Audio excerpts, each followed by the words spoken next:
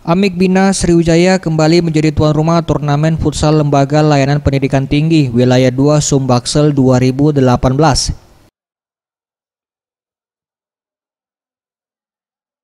Kegiatan ini diikuti oleh sebanyak 16 tim dari seluruh perguruan tinggi di Sumbaksel.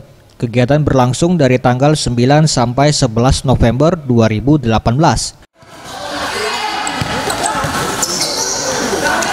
Selanjutnya tim yang menjadi juara kejuaraan ini untuk tim futsal putra, juara pertama tim perguruan tinggi Bina Sriwijaya Palembang B.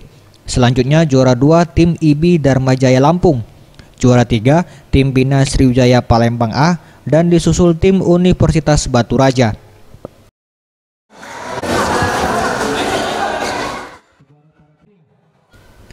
Untuk juara futsal putri, juara pertama tim Bina Sriwijaya Palembang, selanjutnya juara 2 tim Universitas Sriwijaya, tim Universitas Lampung menjadi juara 3 dan selanjutnya tim Universitas Bina Dharma.